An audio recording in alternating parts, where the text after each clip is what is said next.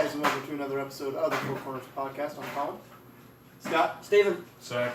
And today we're doing an episode that's kind of interesting for us. We're doing an episode based on what social media has, social media has impacted the WWE and other wrestling promotions in the past. So, before we get into that, Scott, you got some stuff to talk about. Yeah, I just wanted to plug again our appearance on the October 27th Heroes and Legends 11 event. More information on that event can be found on heroesandlegendswrestling.com. I believe tickets are going to be available now, or they are soon on Ticketmaster. Or you could message Jason Maple for more information. But this is one of the events I said we're really excited to go against. They've released a few names since we've done our last podcast. Kevin Nash is going to be there. Francine from ECW. Falaba.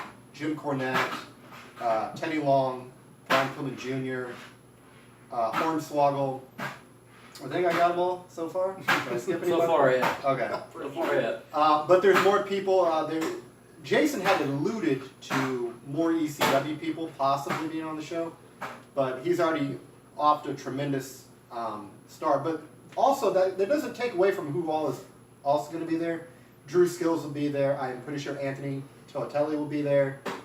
Congo Kong will be there. We will be there on Podcast Street with Dave Dynasty Show, which I found out will be there today. Sweet. Be awesome to meet those guys in person. They got a great podcast that they're doing. So if you haven't yet, give them a subscribe, the Dave Dynasty Show on YouTube. And another thing that I actually talked to you guys earlier about, and we can confirm now on the podcast, is CEO, creator, founder, and owner Steve Resk will be joining us on the June 10th edition to talk a little Super Show and some other random things with us. So I want to thank Steve for taking time out of his busy schedule, because I know getting into this time of the year for Gen Con and Origins, he's really busy. So I appreciate it greatly that he is taking time out of his schedule to join us. But with that, how do you guys want to get into this topic? You just want to... Well, I mean, honestly, if you look at social media nowadays compared to back in the 90s, which is when you and I kind of started, well, him and I, excuse me, When there was started watching wrestling, you know, you really didn't... You had no social media. Yeah, you really, well, I don't know, because you always had, like, the Wrestling Observer, you know, the websites, things like that, but you never really got an insight into really, like, what was going on and, like... Or who these people are. Yeah, or who some of these are. You know, and honestly, like, when I was a kid, I didn't realize there were independent shows such as, like, you know, Ring of Honor, New Japan Pro Wrestling, you know, anything like that, or even the hometown shows that we see here in Lafayette at times.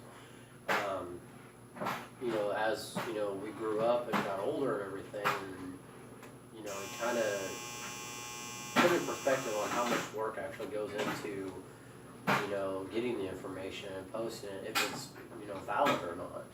You know, because some things can turn out to be, you know, not valid. I'm pretty sure there's been a few of them, you know, that have either A, brightened people's careers, or B, ruined careers.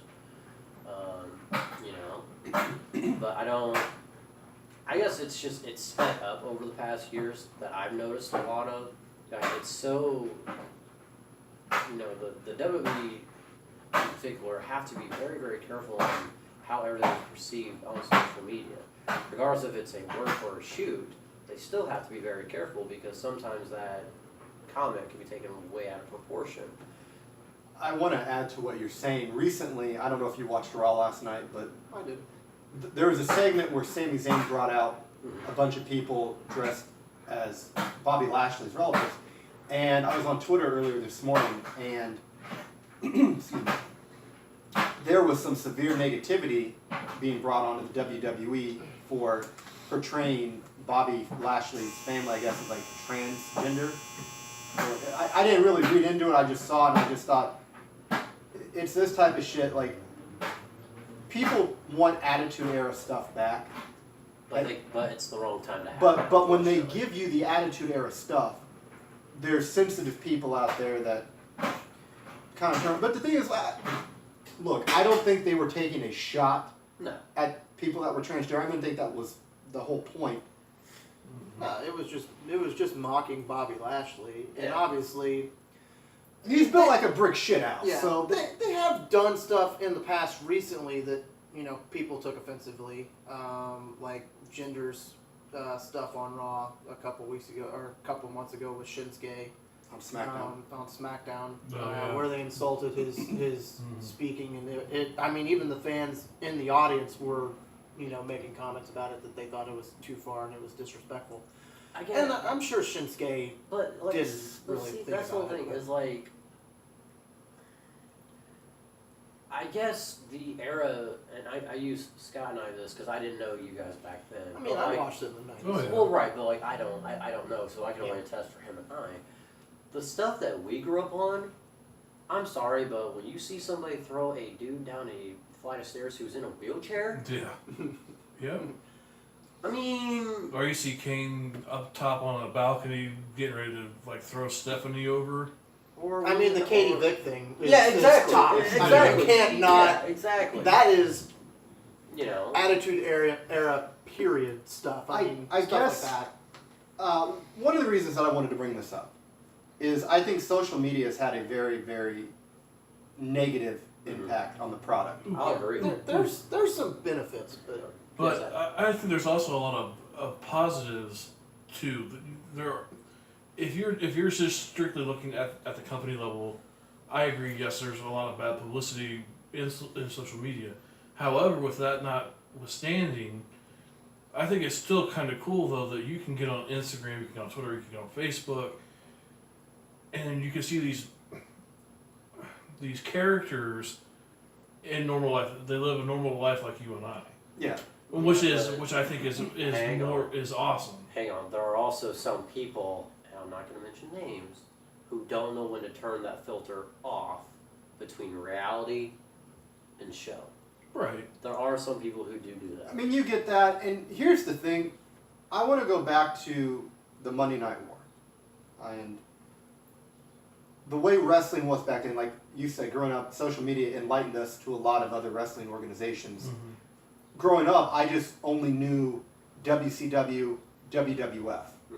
That's all I knew. Yeah. So I was locked into those two for as long as I can remember. But back then, when the Monday Night War was going on, there really wasn't a social media to really like outlet things that were coming up. Like a perfect example, when WCW was bringing in all of these big names, and some of them were surprises.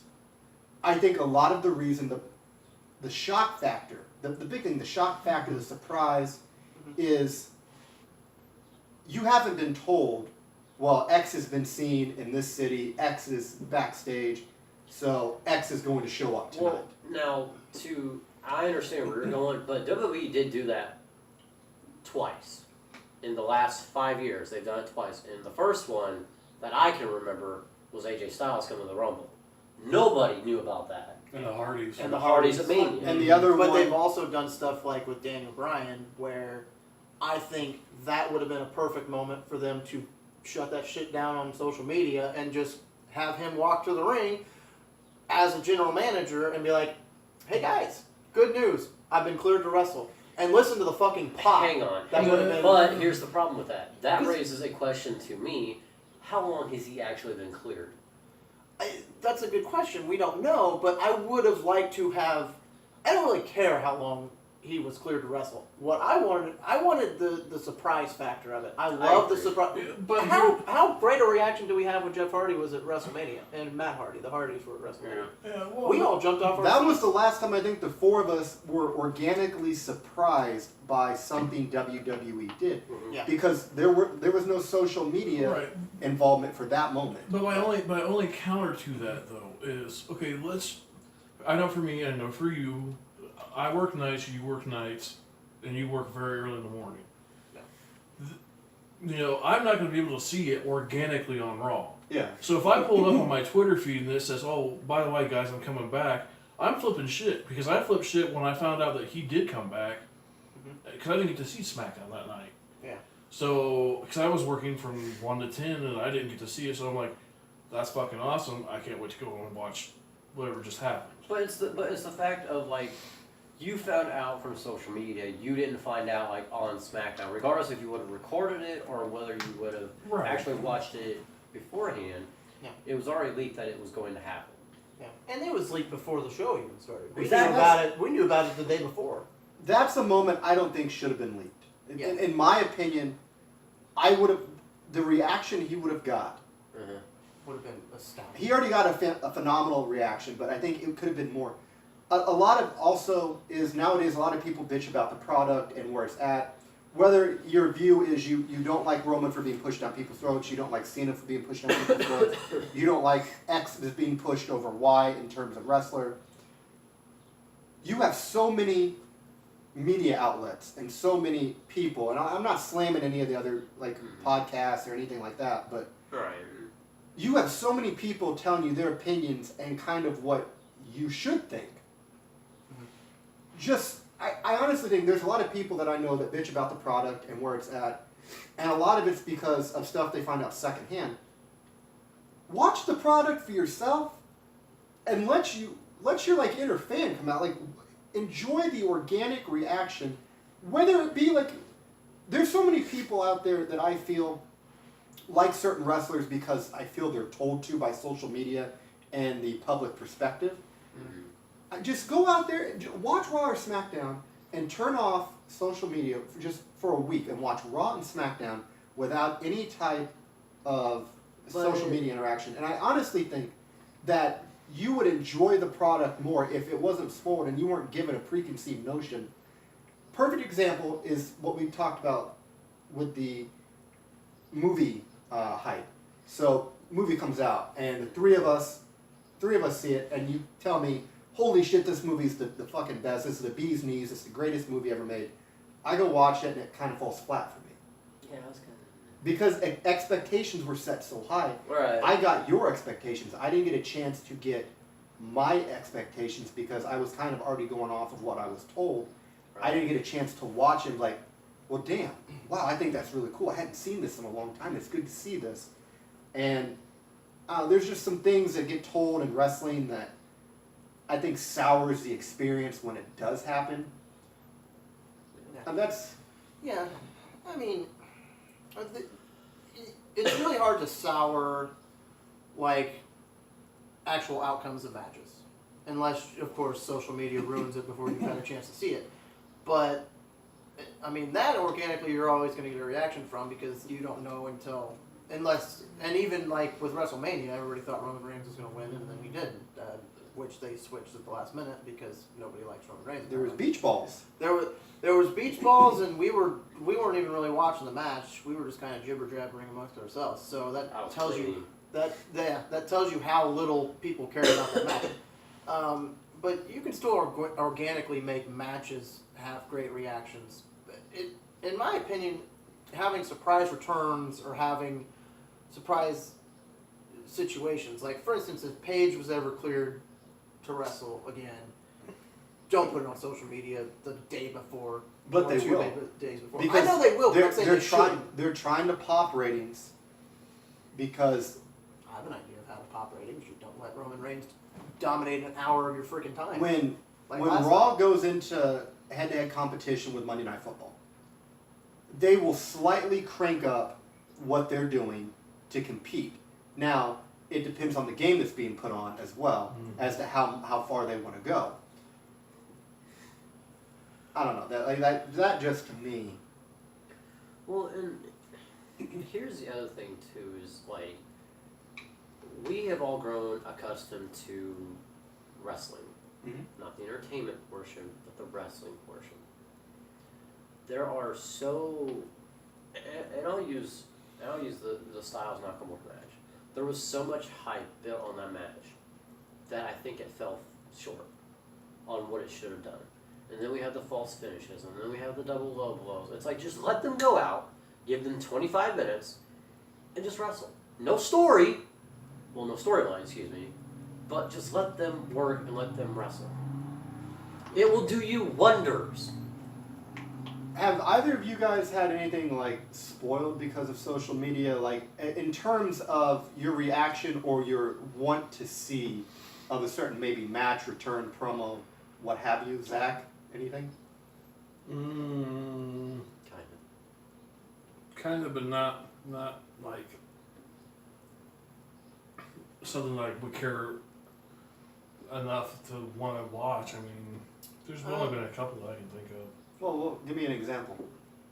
I think going into Money in the Bank this year, you know, them doing all the qualifying. You know, and again, it's just, I didn't like the fact that, you know, you pretty much know who's going to be in there. You've got an idea going in your head as you're going through. And then they start, you know, and it was my fault because I was checking Twitter on Monday night and found out the Ember Moon beat Mandy Rose and Ruby. Riott. I was just like, it would have been a great match to just watch. But when you found out Ember Moon won, I was already hit by preconceived notion that, okay, she's going over. Yeah, and But, that's the thing. but that's the thing was that, like with those type of situations, you Those can are kind of, avoid. yeah, but you can also sense it. Like if you watch the match, it's like who's really gonna go over. You know, unfortunately, I mean, I like Ember Moon, don't get me wrong, Right. but I mean, she is the one who's getting the push. Now, I mean, Scott and I can kind of tell by that just by watching him and our experience in the business and everything. But I guess for me is the one thing for social media that really, I don't want to say ruined it for me, but I think they could have done a better job, is the Survivor Series Styles Balor match. Just building it up. Or not Survivor Series, Great Balls? No, not Great Balls. yeah it was. Is it Great Balls of Fire? I think it was. Where was it was supposed to be Bray Wyatt against Finn Balor? Yeah, and then he Yes. got Yeah. Because he mono or He got he was- meningitis. yeah. he was dressed and dragged. Yeah, I remember that. Yeah. No, actually one of the ones that got ruined for me was actually a Money in the Bank qualifying match too. But that Daniel Bryan was definitely one that I would have liked to have seen organically rather than have it told to me and seen it like 2 days before. And And I think a lot of the problem is, like, we're all on social media and we have so many platforms that when that gets spoiled, you're not going to dodge it. No.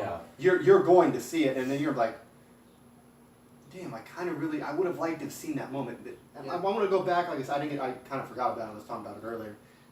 The Monday Night Wars. Do you know how impactful it would have been in the ratings war if you had somebody being like, all right, tonight Ultimate Warrior is returning against Hulk Hogan. He's going to come out and challenge Hulk Hogan. That was a really cool moment to me growing up, like seeing the Ultimate Warrior come back. You're like, oh shit! It's like the NWO still going roughshod on everybody, and Warrior comes back to challenge Hogan. And I know it didn't turn out to be that great, but that's a moment that if I think social media would have been there and they would have. Pulling it up. I honestly think social media could have swayed the Monday Night Wars significantly with them spoiling, well, X is going to be here, Y's left, this guy's going back. Okay, now let me ask this question to you. What if social media would have spoiled Hogan joining the NWO? That's a damn good question. Are you talking about, like, do you think it would hurt it or help it? Is that what you're wanting me to I wonder if answer? it would have hurt it. God, that's a damn good question. I honestly God think it might hurt it. That's what I thought. Because you had so many people that were loyal to what Hulk Hogan was up until that time. The say your prayers, take your vitamins, and Hogan comes down to the ramp, and because if he came down the ramp and you had people chanting, "You sold out" or something like that, that would have taken everything away. That moment, you wouldn't have had the biggest, and this isn't even questionable, this is the biggest heel turn in professional wrestling. Hogan turns on the right side, the red and yellow, and joins the NWO. And then that promo he cuts afterwards, it drove it home that Hulk Hogan's got a change of heart, he's got new friends, he's got new views, he's going to make the big money being Hollywood Hogan. I honestly think if that would have got spoiled, I think it would not have taken off nearly as well. That's what I would. That's a really good question. Yeah. What about some other ones that if they got spoiled? Rock Austin. I think the ending to here's the funny thing is actually technically there was an ending that was ruined on Raw that actually gave Raw the official win in the when WCW when did it, WCW did it, but you didn't know how it was going to end. You just knew that Mankind was going to win. You didn't know that Austin was going to come out and save the day. They just went, oh, Mankind or Mick Foley won. Boy, that's going to be a great show. And then everybody went, let's go see what Mick Foley's doing. And that was it for WCW. But it wasn't like you got on and were like, oh, Mick Foley is going to win the title tonight, and Austin's going to be the one to save him. Like, that would have ruined it, I think. Here's another thing. And this kind of has to deal with social media, but it deals with, like, star power and guest stars. What if Tyson wouldn't have been at WrestleMania 14? Because there's a rumor going around that Bischoff had a chance to get Tyson before McMahon. I had heard that, and there was another wrestling podcast I was listening to, or it might have been an interview show or a shoot segment, but yeah, that was, I can confirm that WCW turned down because of the image that carried with Mike Tyson. Vince McMahon was smart enough to bring Tyson in. Do it the right way. I mean, if that got spoiled, I mean, Zach, do you have a big moment in wrestling history that you think might have been altered?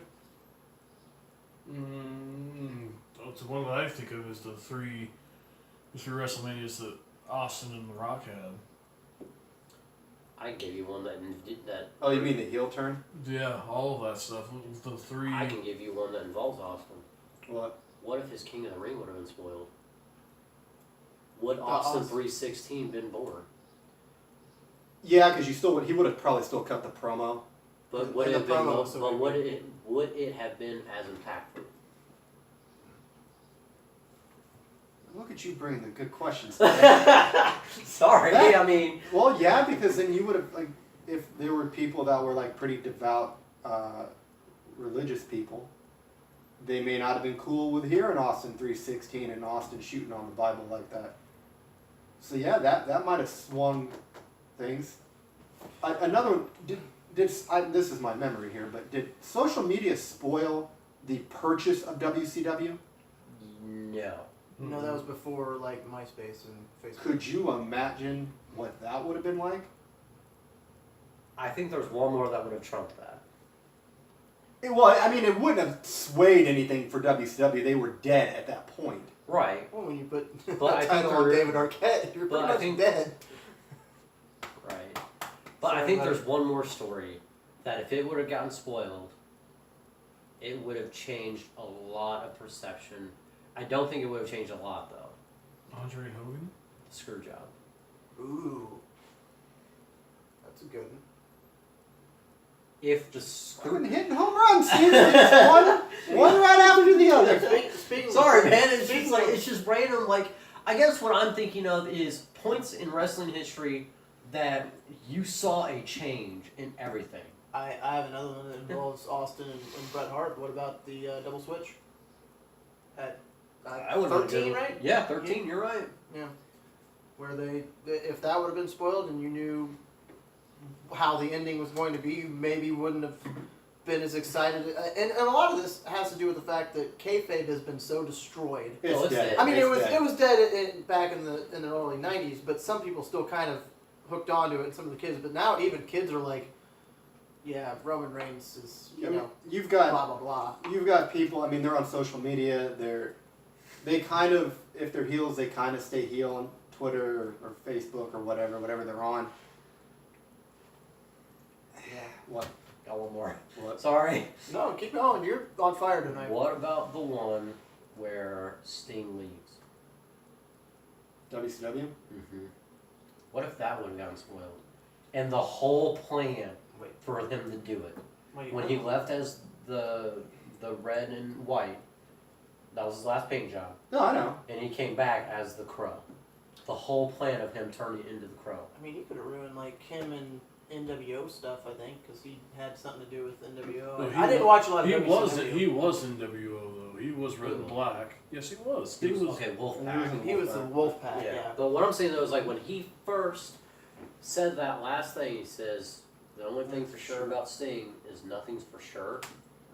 If that segment would have gotten spoiled and Sting would have just rode off in the sunset and it would have gotten The thing is, I think it would be how these were mentioned. Like if they said, "Hey, this is Sting's leaving WCW," or I really think it would be how it was.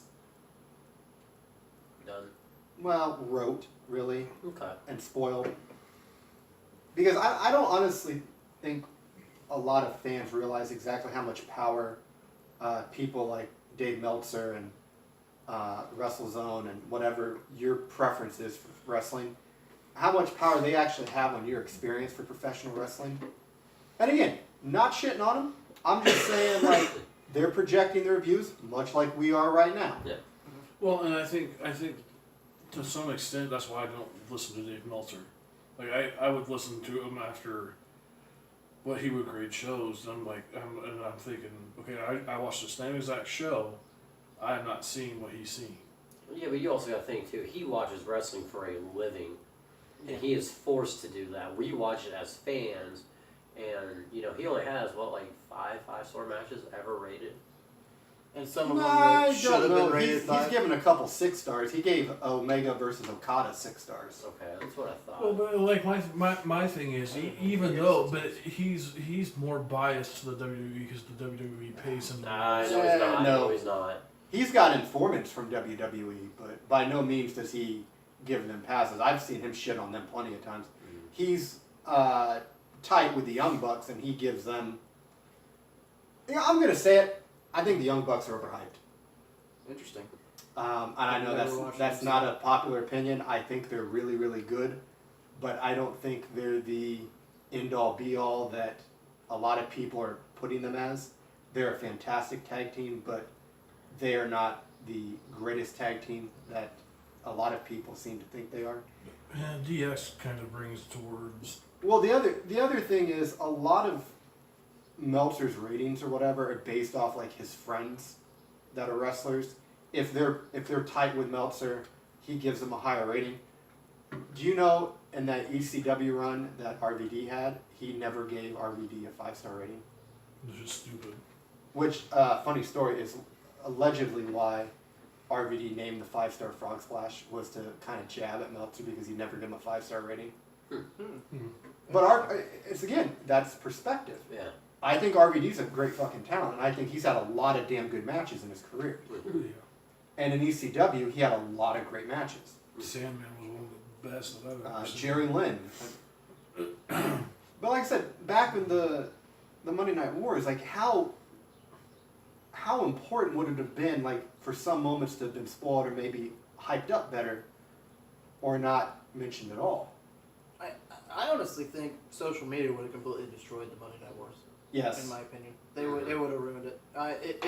And I honestly, it's already ruined it. It's ruined wrestling for a lot of people because I watch it, but like Becky Lynch qualifying for Money in the Bank.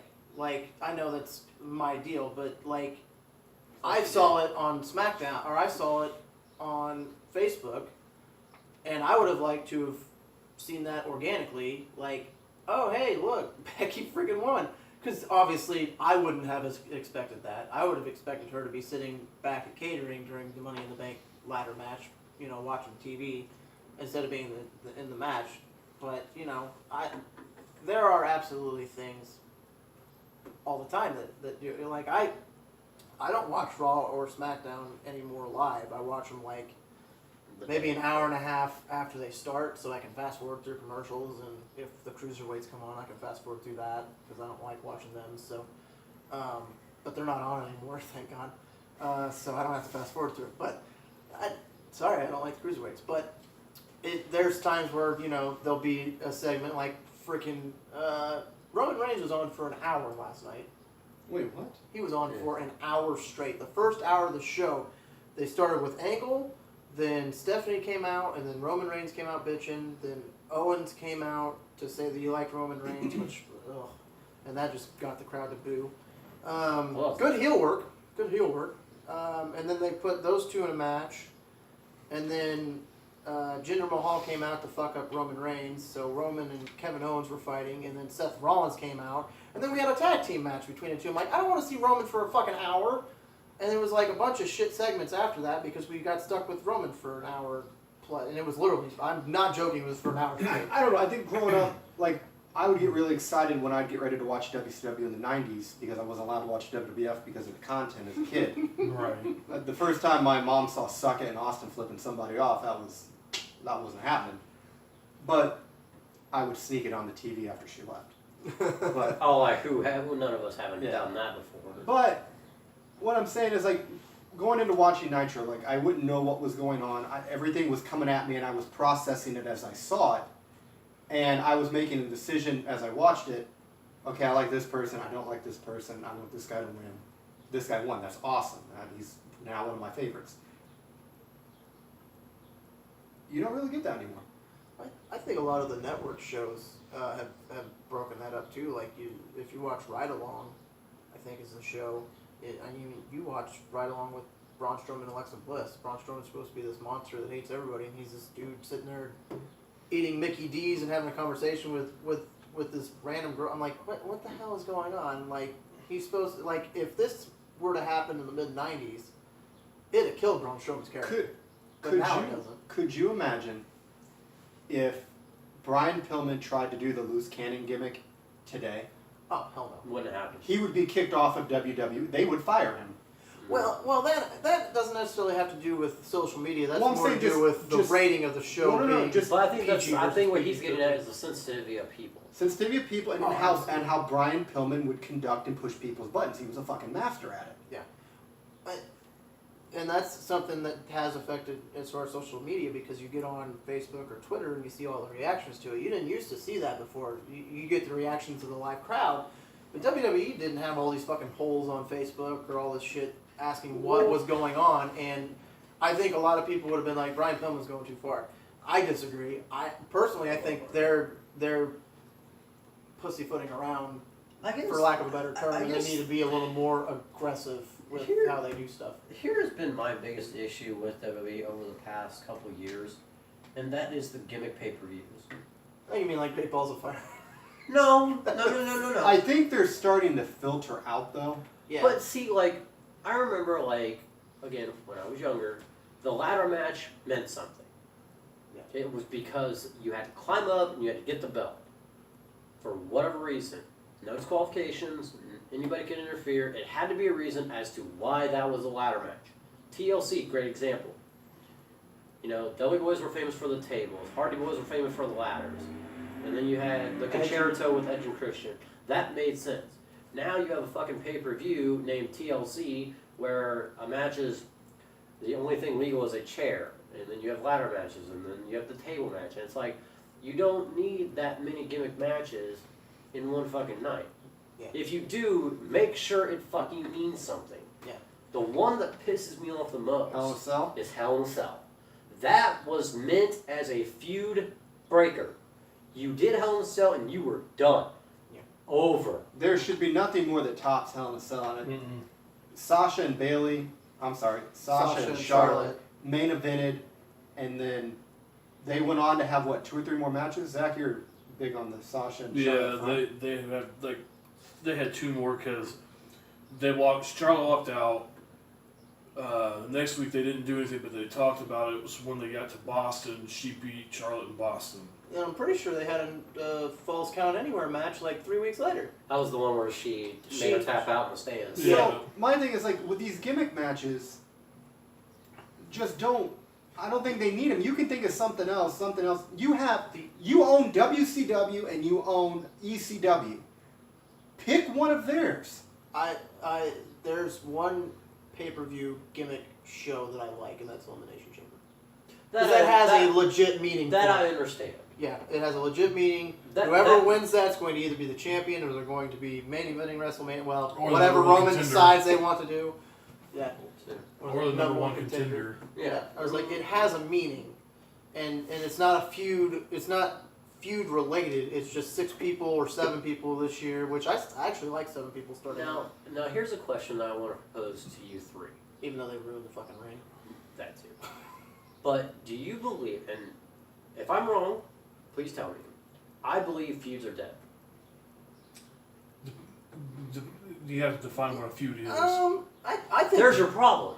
I think they are, because you can sit there and they could be feuding, and then you'll turn on. I've never actually watched these fucking shows, but you can turn on like Total Divas or Total Bellas, and those two chicks Shut are on up, the Scott. show. Those two girls are on the show that are supposed to be feuding, and they're butting it up at the pool. I'm like, don't you two hate each other? What the fuck is this? Shouldn't you want to drown that bitch? Yeah, like the feuds are done because we know that they're all just, for lack of a better term, actors that go out and do stuff. I mean, there's really all they are now. Could you imagine Sting and Hulk Hogan putting a picture together on Instagram during the NWO? No. No. That would be the fucking end Yeah.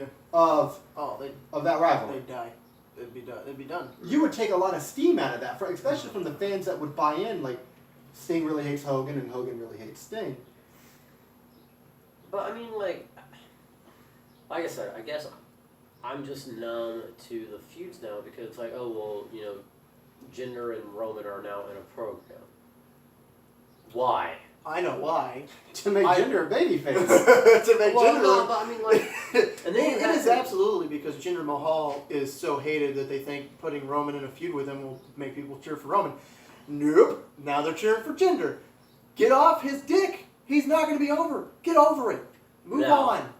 Now, to get into social media with what we have had and what you and I have, or I'm sorry, what we've all discussed, and another story that you and I have talked about, what happens if Drew McIntyre goes against Roman Reigns? I mean, the right thing to do is be put Drew over. But I'm a Drew fan, so. No, I am too. But the rumor was that Drew was supposed to get Supposed to get a slot. the Roman treatment. Which looks to be heading towards Seth Rollins. Yeah, Seth Rollins has become, holy shit, Do balls to the you wall. guys want to hear a fun fact about Brock Lesnar? Do you know the last person to beat Brock Lesnar for a heavyweight title was? Who it was? Was it? It wasn't Goldberg, Nope. because that was Universal. And he didn't beat him for the Universal And title. bonus I'm sorry. points if you can give me the pay-per-view it took place on. I want to say, I'll let you each have one guess. Was it Eddie? oh, It is. Eddie. It is Eddie Guerrero is Had the no last. way out. No Yeah. way out. No way out. Look at you. I was Last- going to say Kurt Angle, because I don't Last know person to beat Brock Lesnar Yep. for the heavyweight See championship him with his frog splash from the top. after Number one. Goldberg hit the spear. Yep. Because that's when the Goldberg thing kind of escalated. The first time. Well, Interesting. Lesnar had chucked Goldberg out of the Rumble. Mm-hmm. Again. Oh, No, yeah, this that was the first time. Yeah, they flipped it the second time. But Yeah. like I said, that Could you imagine certain Royal Rumbles getting ruined because of social media? There's been some really good ones that, like Austin winning the Rumble, yeah. Which one? the first one. It's like Okay. he's won 3 of them. So Which one? I mean, I don't here's believe he another was thing. supposed to win that one though. What? I don't. I still think Brett was supposed to win that.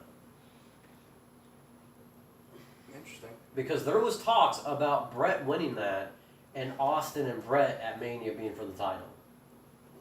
You're talking before the screw job, right? Yeah. Okay, I was about to say, you know Brett wasn't with the company in 98. No, I'm saying 97. Uh, In 1997. Yeah, 97. The first one that Austin won.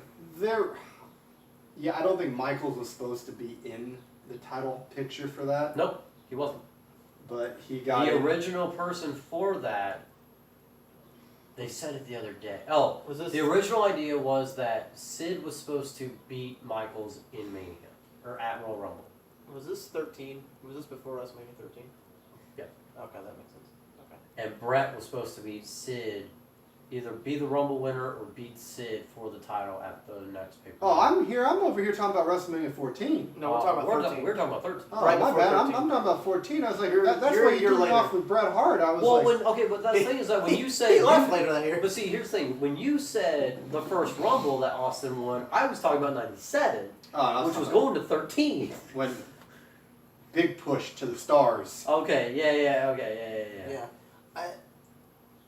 I think of another one that might have been ruined, but in a good way it would have been ruined, was when Roman Reigns won the Royal Rumble in Philly, when everybody literally ripped him apart. And Could The you Rock imagine tried to how save him. few? Could you imagine How many people would have turned the fucking Royal Rumble off if they knew ahead of time that Daniel Bryan wasn't going to win and that Roman Reigns was going to win? Nonetheless, Daniel Bryan wasn't going to be in the Rumble. Oh yeah, that too. I guarantee you that that'd have been the lowest viewership they'd have ever gotten for a pay-per-view. They'd be like, sorry, unless it's Daniel Bryan, we're out. But I think that is what... I think WWE is starting to slowly notice it. Slowly. Vince is not one to admit he is at fault. So Yeah, well, if there's a change, it will be subtle. it'll be subtle and it'll be probably after Vince is gone to do XFL stuff and he's out of...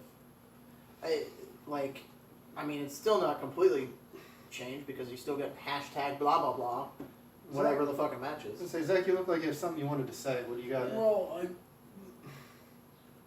here's my thing, and I guess take it for what it's worth. But there's a part of me that I think that if the performers want to have a social media thing, you have one for work and then you have one for your life. Because let's face it, I think some of these people, at least for me, I like seeing where people have come from, like what it is in their personal lives that has, piqued my interest. So, and it could be completely not related to wrestling. Like for me, Ruby Riott, because she has all the tattoos. I have tattoos. I think they're fucking cool. So that's kind of one that I could go with. Or, another one's Dakota Kai. Because my mom went to New Zealand, and she's from New Zealand, and it was just like, okay, cool, I'll follow her too. I like seeing who they are outside of the business. Like, I could give a shit less what they post about the business. I want to know about their life. I want to tell me that story. Because we get to see the story that Vince wants to show or whomever in creative wants to show. I want to see what they do outside. And then, just like Steven said, I agree that there are some that none of that changes. Which is fine. I would rather them do more of a shoot than a work at times. I mean, within reason. You really don't. Because I'm sorry, but, and this is my opinion, in the last year, actually we'll go year and a half probably, because I have to make sure I'm right on this timeline, the best program I had seen was Roman Cena. I'm sorry, those promos were about as real as you could probably get, and if they were fucking work, good fucking job on the person who wrote them.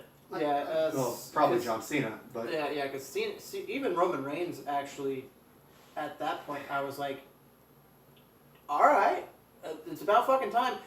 Roman does not work as a babyface. He only works as a heel, but they don't want to make him heel, so he's boring and one-dimensional, and nobody fucking likes him for that reason. I think I could get behind Roman Reigns if he was heel, but they're not going to do that because of whatever reason. I've actually seen him do a promo in heel in NXT. It was pretty good. Yeah, I don't think he's that shit. There's- Here's the other thing. Sorry to cut you off, Scott, but I think they need to be less scripted with what they do. never going to happen. I know it's never not in going this to day and happen. age. I know it's never going to happen, but And I'll tell you, it's not as I'll much tell you fun. this. The thing with the pipe bomb that Punk did, if you honestly think Vince McMahon did not hear what was said before he went out there, Yeah. I don't see. It's very rare you see legitimate shoots because there's so much of a work behind a lot of them. There are still some people to this day that think Montreal was a work. No, it wasn't. You could make an argument that it was. You could, but again, we'll never know. Yeah, we will never know. No. I mean, there's That conversation that happened between Undertaker, Vince, and Brett in that room is a conversation that is only remaining between Undertaker, Vince, and Brett. Mhm. So we'll never know. Yeah. There's a lot of things, like the pipe bomb I don't think was a complete shoot. I would probably say 75% of it was. There's a good amount of it, but like Hogan laying down at Bash at the Beach. That was even a work. That was a partial worked shoot. Yeah. especially in today's day and age, like I was gonna say with you, like you're not gonna have somebody go off script out there and just start shooting on the business because they're gonna be out of a job. Right. Here's the their roster's that deep. Big Cass did it. And What's going on with Big Cass right now? I'm just saying, right like, now I mean- he's a scrub. Well, no, like, I mean, I just actually read a report that he went off script the SmackDown before Backlash. Yeah. With the midget. Yeah. Yeah. Yeah. Because all he was supposed to do was boot him and then walk away. Yeah. Well, it was Cass's idea, and he pitched it to one person. They said no. He went to Vince. He said no. He still did it. You know what? I've never worked for WWE a day in my life, but Neither have I could give you one golden rule. If Vince tells you to do something, Do it. do it. Yeah. It's very simple. It's not hard to do. Well, I mean, that's kind of like with any. I mean, I kind of look at that as like being any general manager of a company. He's a little bit higher than a The general. But you know what I'm manager. saying though is He's like. way up there. But you know what I'm saying though is like that type of person in power. Well, Yeah. and let me be devil's advocate. What if? Let's just be honest. The product is so boring now. Why do you? I guess I could see as to why some of the dirt sheet stuff ends up on social media. Because right now, let's face it, the product's boring as hell. Like I don't give a damn about Roman Reigns. I don't care. I don't think the ride along thing has anything to do with it. I think you have to show people that outside of the event that you're in and all of this, that they're still going to be friends whether they're heel or face. It doesn't matter. Once you leave that building, you go back to being person X or person Y. You don't go, well, I'm still no, you left the fucking building. It's over. That's the thing. Like I understand Jericho was the best at being the heel and staying heel, but that's why a lot of people still don't fucking like him. I want to see the person that I can sit down and say, hey, can you tell me about this story when you first came in with The Rock, or this story, or this story, or this story. Some people want to know the stories. They don't give a shit about the product because the product sucks. Let's face it. This is the worst product in the almost 30 years that I've been alive. I don't want to watch the shit. Like I would much rather watch the women fight now than the men because it is so fucking boring. It's the same storylines, fixed and well, this is from this storyline to this, so let's just piece them together. It's difficult though to come up with fresh story. There's only so many. There's not an infinite amount of storylines. Wrestling will recycle storylines about every. It's supposed to be 7 years, but now it turns almost every 7 months. Yeah, I mean it's outrageous. Well, because most of the stuff that would have fit in the 7 years is all Attitude Era stuff, and you can't do that anymore. So No, but You're you can stuck dumb it down with a the- little bit.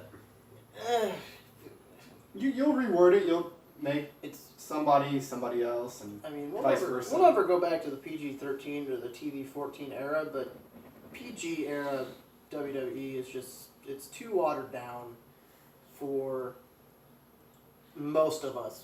I think the wrestling is the best that it's ever been in WWE. Yeah. The storytelling is the The worst. storytelling has taken a hit. A massive one. Yeah. I would agree with you. I think the wrestling's great. I think the actual in-ring stuff is good. The storylines, the promos for the most part, all that stuff are overrated, boring, and you could almost fast forward through them because you don't need them. I mean, you really don't. Most of it's, it's just not worth the time to watch it half the time. I mean, nobody's really doing. There's still a few good promo people, but Braun Strowman doesn't need a promo ever. He just comes out and roars and then runs around the ring and tackles people and does T-Rex drop kicks and fucking destroys half the people he wrestles against. His match with Finn Balor was really good last night, though. Oh, that's good. I think that should have been a longer match than. That's because they're both good workers. Yeah. It was yeah. But see, I think that's the thing for me. It's just the only thing that really seems generic, or not generic, the only thing that seems to be new is in the women's division because you don't have the storylines there. Like you have to make. The But I will promise you, after time, that will get over. Oh, I understand that. I agree, but to me, I would almost rather sit down and watch the women wrestle than I would like to watch the men, because it's just like, okay, we've done this storyline before. I mean, albeit it'll have to be small changes, but for God's sakes, you know, if people are booing Roman Reigns out of the building, even in fucking Saudi Arabia, that's got to be a clue. You can't be stupid and blind to the fact that if it's not working in the United States, it's probably not going to work anywhere else either. Well, I mean, they went to London and there was not a single cheer. Yeah, It was literally copious amounts of boos. London is really smarky. Yeah, because London likes pure wrestling. yes. They don't like They don't- show. They don't like Roman There was a Reigns. reason why in Ring of Honor there was a pure wrestling title. Yeah. And they had certain rules for that title. And that's why Nigel McGuinness was one of the best pure wrestling champions. It's because he's actually and from then you have London. what? Say something stupid. Then you Be have disrespectful. Poor well, man, then you have Dean Cody. Another example is you have Cody Rhodes selling out the Allstate Arena in Oh. Chicago, and that was it was all wrestling. It wasn't, you know, it wasn't the stupid shit that you see behind the WWE right now. No. But I think on that note, we can probably wrap up Oh, yeah. the podcast here.